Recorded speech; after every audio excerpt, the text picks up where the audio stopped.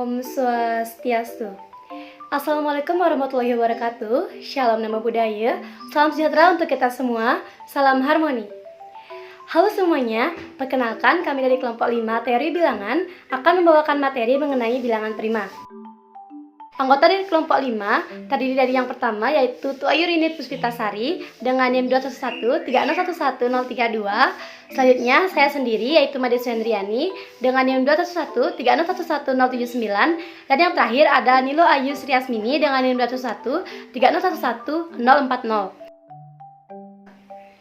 Pada materi bilangan prima akan dibagi menjadi dua bagian, yaitu yang pertama adalah definisi bilangan prima dan bilangan komposit, dan yang kedua adalah teorema-teorema pada bilangan prima. Bagian yang pertama yaitu definisi bilangan prima.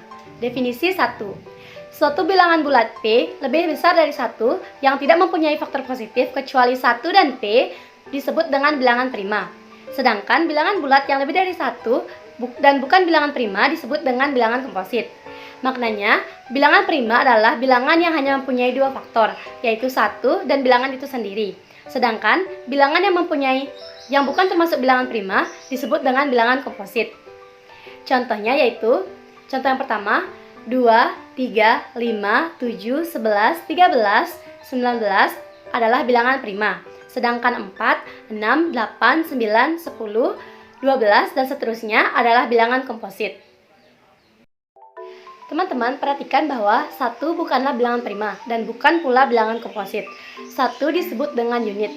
Jadi, himpunan semua bilangan bulat positif, bilangan asli terbagi dalam 3 himpunan bagian yang saling lepas, yaitu yang pertama adalah himpunan semua bilangan prima, yang kedua adalah himpunan semua bilangan komposit, dan yang ketiga adalah himpunan unit. Terdapat beberapa catatan dalam sejarah matematika yang berkenaan dengan cara-cara ataupun rumus-rumus untuk mencari bilangan prima.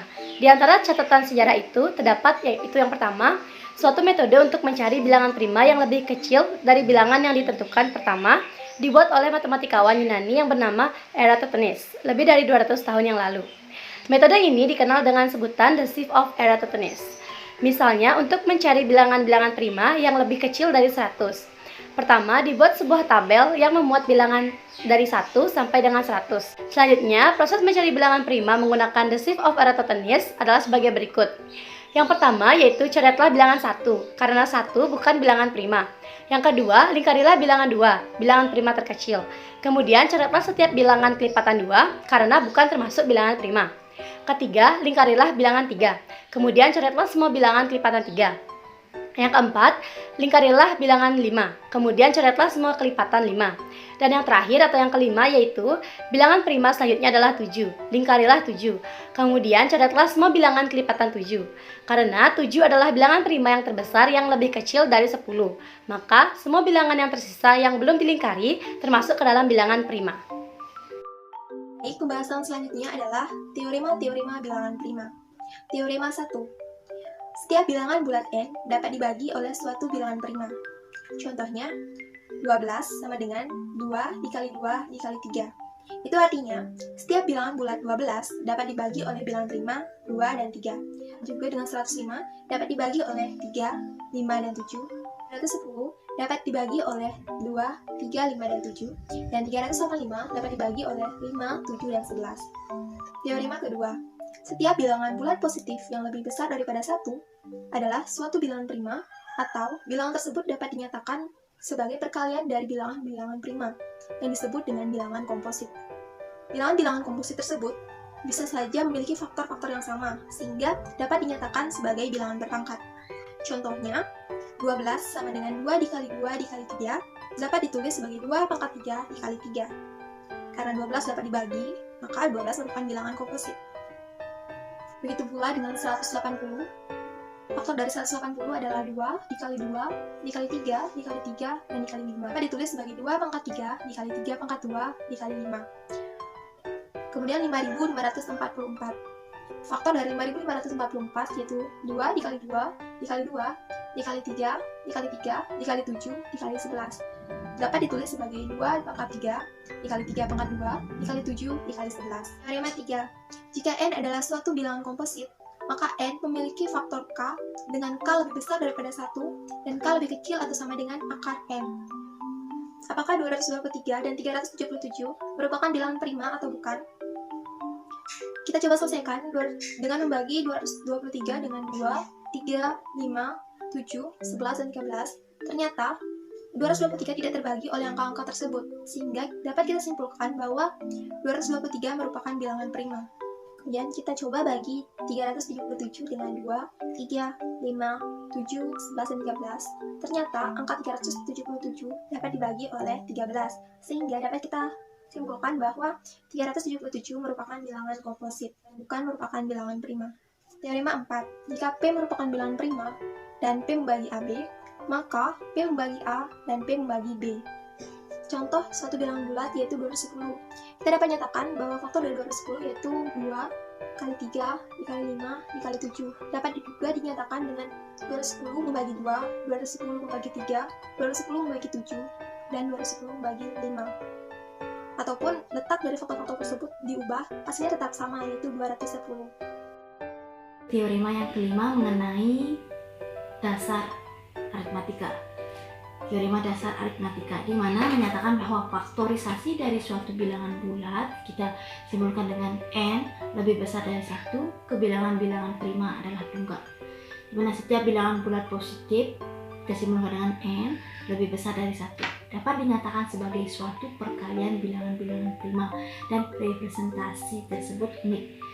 Secara contoh sederhananya yaitu dimaksud dengan representasi yang unik yaitu kita ambil barang nilai yaitu 108, di mana 108 memiliki faktorisasi bilangan prima yaitu 2 di pangkat 2 dikali 3 pangkat 3, di mana 2 pangkat 2 yaitu 4 dikali 3 pangkat 3 yaitu 27 menjadi 4 kali 3 yaitu 27. Dan itu contoh sederhana dari penerapan teorema 5 yaitu teorema dasar aritmatika.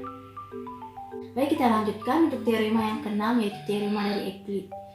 Di mana teori ini menyatakan bahwa banyaknya bilangan prima adalah tak hingga, di mana dimisalkan seperti nilai m yaitu memiliki faktor-faktor bilangan prima yaitu seperti 2, 3, 5, 7, 11, 13, dan seterusnya ditambah dengan 1. Bilangan m adalah bilangan asli yang lebih besar daripada p, tetapi n tidak habis dibagi oleh bilangan prima seperti 2, 3, 5, 7, 11, 3, maupun seterusnya. Dan P, karena jika M dibagi dengan bilangan-bilangan prima ini, maka akan diperoleh sisa 1. Kalau begitu, Q pastilah suatu bilangan prima yang lebih besar daripada P. Jadi, seperti kasus sebelumnya, kita akan menemukan suatu bilangan prima yang lebih besar daripada P. Sederhananya, jika proses ini dilanjutkan, maka akan selalu mendapatkan bilangan prima lain. Hal ini berarti banyaknya bilangan prima yaitu tak hingga, dimana sesuai dengan maksud dari teorema 6 yaitu teorema dari Euclid. Teorema yang terakhir yaitu teorema yang ke-7 menyatakan bahwa dalam suatu bilangan prima, jika P n menyatakan bilangan prima ke n, maka P n kurang dari sama dengan 2 pangkat 2, di mana 2 dipangkatkan dengan k-1.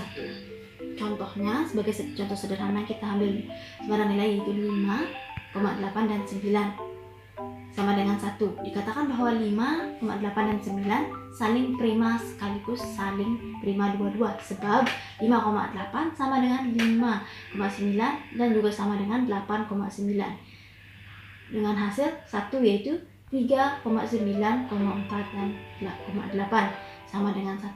Maka dikatakan bahwa 3, 9, dan 4 dan 8 saling prima, tetapi bilangan-bilangan itu tidak saling prima dua-dua, sebab 3,9 sama dengan 3 dan 4,8 sama dengan 4.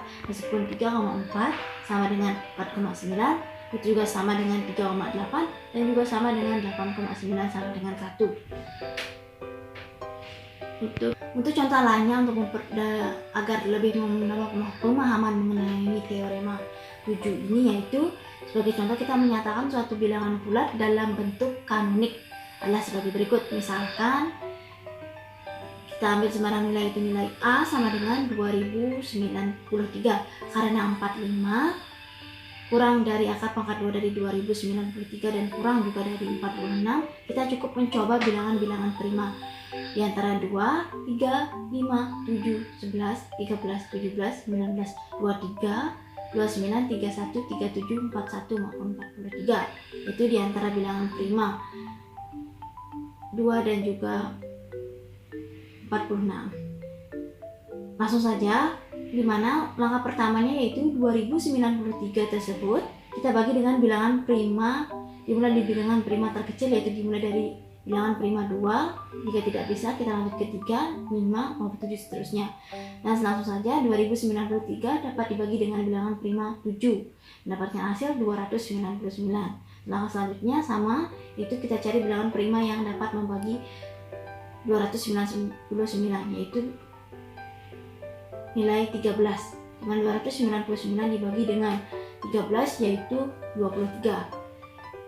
Dan oleh karena itu kita mendapatkan hasil bilangan terakhir yaitu 23. Maka dapat disimpulkan bahwa faktorisasi atau bilangan prima dari 293 yaitu 7, 13, dan 23. Sekian pemahaman dari teorema ke-7.